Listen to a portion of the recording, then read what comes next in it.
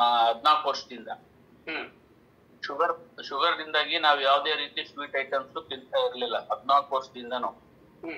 ಬರೀ ನಾವು ರೊಟ್ಟಿ, ಮನೆಯಲ್ಲಿ ಮುದ್ದೆ ಅಥವಾ ಇನ್ಯಾವುದೇ ಪದಾರ್ಥ ತಿಂದು ನಾವು ಇರ್ಬೇಕಾಗಿತ್ತು.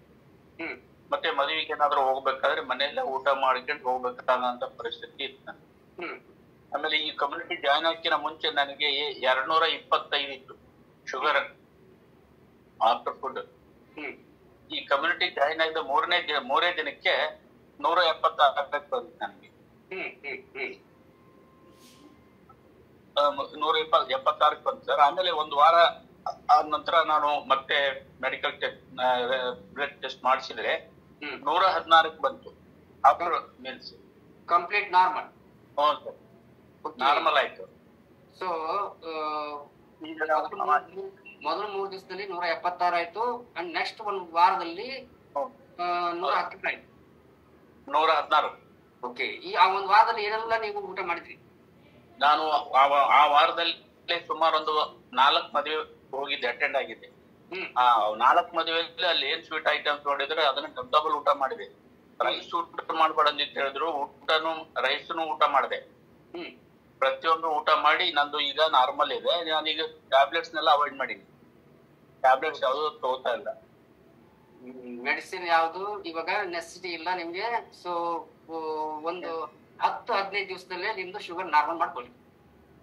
ಹೌದು 14 ವರ್ಷದಿಂದ ಇದ್ದದ್ದು 14 ದಿನದಲ್ಲೇ ನಂದು ಶುಗರ್ ನಾರ್ಮಲ್ ಆಯ್ತು. ಆಮೇಲೆ ನಮ್ಗೆ ಹೊಟ್ಟೆ ಪ್ರಾಬ್ಲಮ್ ಇತ್ತು. ಅದು ಬಾರಿ ಯೂರಿನ್ ನಮ್ಗೆ ಬಂತು ಅಂದ್ರೆ ದೊಡ್ಡ ಸಮಸ್ಯೆ ಆಗ್ತಿತ್ತು. ಒಂದು ದಿನಕ್ಕೆ ಸುಮಾರು ಒಂದು 20-25 ಸಲ ಹೋಗ್ತಾ ಇದ್ದೆ ನನ್ನ ಯೂರಿನ್. ಅದನ್ನ ನಾವು ಡಾಕ್ಟರ್ ಹತ್ರ ತೋರ್ಸಿದ್ವಿ, 1-2-3 ಹತ್ರ ಡಾಕ್ಟರ್ ತೋರ್ಸಿದ್ರೆ ಅವರು ನೀವು ಆಪರೇಷನ್ ಮಾಡಿಸ್ಲೇಬೇಕು ಅಂತ ಹೇಳಿದ್ರು. ಇಬ್ರು ಡಾಕ್ಟರ್ಸ್ ಏನ್ ಹೇಳಿದ್ರು, ನೀವು ಅವ್ರ ಅಡ್ರೆಸ್ ಕೊಟ್ಟಿದ್ರು ದಾವಣಗೆರೆಯಲ್ಲಿ, ನೀವು ಮಾಡಿಸ್ಬಿಡ್ರಿ ನೀವು ಆಪರೇಷನ್ ಅಂತ ಹೇಳಿ. ನಾನು ಆಪರೇಷನ್ ಮಾಡಿರ್ತಕ್ಕಂಥವ್ರನ್ನೆಲ್ಲ ನೋಡಿದ್ದೆ ನಾನು.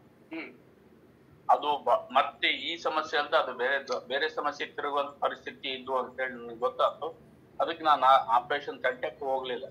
ಅದನ್ನ ವಿತೌಟ್ ಆಪರೇಷನ್ ಹೇಗಾದ್ರೂ ಮಾಡಿ ನಾನು ಕಂಟ್ರೋಲ್ ಮಾಡ್ಕೋಬೇಕಂತೇಳಿ ಮಾಡಿದೆ. ಈಗ ಕಮ್ಯುನಿಟಿ ಜಾಯ್ನ್ ಆಗಕ್ಕಿಂತ ಮುಂಚೆ ನನಗೆ ಆ ಯೂರಿನ್ ಪ್ರಾಬ್ಲಮ್ ಇತ್ತಲ್ಲ, ಈಗ ಅದು ಸ್ವಲ್ಪ ಒಂದು 60% ಕಡಿಮೆ ಆಗಿದೆ ಯೂರಿನ್ ಪ್ರಾಬ್ಲಮ್.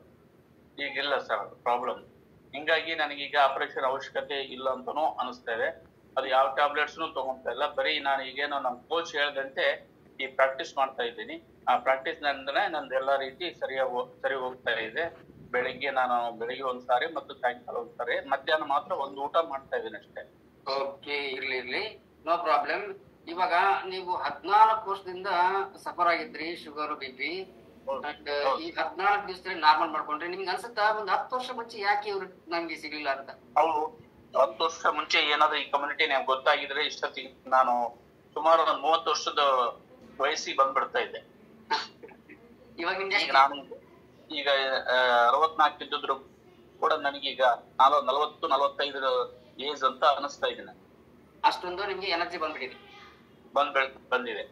ಇದಕ್ಕೆ ನಾವು MNC ಕಮ್ಯುನಿಟಿ ಮತ್ತು ನಮ್ಮ ಕೋಚ್ಗೆ ಮತ್ತೆ ನಾನು ಪರಿಚಯ ಮಾಡಿಸಿದಂತ ಪಂಪಣ್ಣವ್ರಿಗೆ ನಾನು ಎಷ್ಟು ಥ್ಯಾಂಕ್ಸ್ ಹೇಳಿದ್ರು ಕೂಡ ಸಾಲದು. ಈ ಮೂಲಕ ಅವರಿಗೆ ಎಲ್ಲರಿಗೂ ಕೂಡ ನಾನು ಈ ಕಮ್ಯುನಿಟಿಗೆ ನಾನು ಥ್ಯಾಂಕ್ಸ್ ಹೇಳಲಿಕ್ಕೆ ಬಯಸ್ತೀನಿ.